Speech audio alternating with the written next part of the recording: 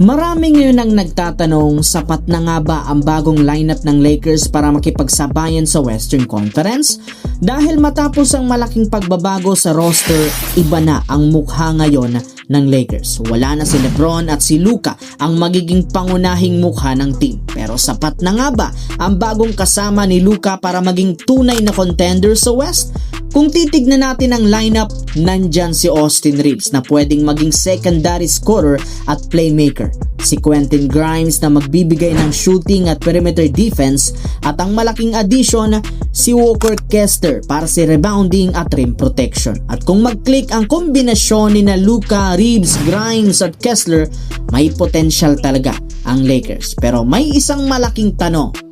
Kaya nga ba nilang maging competitive sa pinakamahirap na conference sa NBA?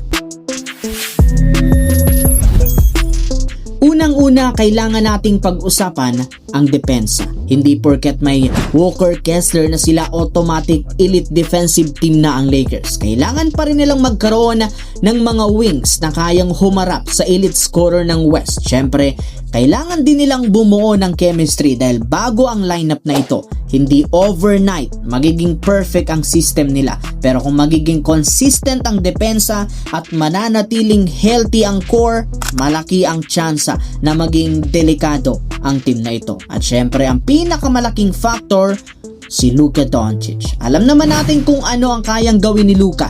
Kaya niyang umiscore, kayang gumawa ng play, kumuha ng rebounds at kontrolin ang tempo ng laro. Pero hindi pwedeng si Luka lamang ang gumawa ng lahat. Kailangan niyang makuha ang maximum production mula sa mga supporting cast. Dahil kung magiging reliable si Austin Reeves, consistent si Quentin Grimes bilang shooter at defender, at magiging tunay na defensive anchor si Walker Kessler, magiging balanse ang Lakers. May primary creator sila, may secondary playmaker, may shooting, may perimeter defense at may rim protection. Pero eto ang problema, Western Conference.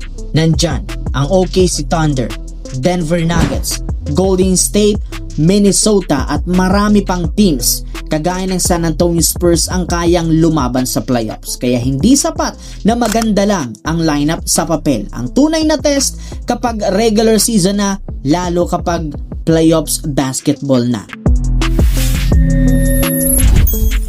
Pero kung ako ang tatanungin kung playoff team ba ang Lakers ngayon, ang sagot ko, oo. May sapat silang talento para makapasok sa playoffs. Pero kung championship favorite agad ang pag-uusapan, doon ako medyo maghihintay muna. Malaking bagay pa rin ang pagkawala ni LeBron. Hindi mo basta-bastang mapapalitan ng leadership, experience at production nito. Pero hindi naman kailangan ng Lakers na humanap ng panibagong LeBron. Ang kailangan nila, roster na compatible si Luka. At sa ngayon mukhang yon ang direksyon nila. Luka ang centerpiece, Reeves ang secondary creator, Grimes ang spacing at defense, habang si Kessler naman magiging malaking presence sa loob. Kaya para sa akin, may potensyal ang bagong Lakers. Pero sapat na ba sila para makipagsabayan sa West? Playoff team? Top 4 seeded o championship contender? Dito natin malalaman sa pagsisimula ng bagong regular season.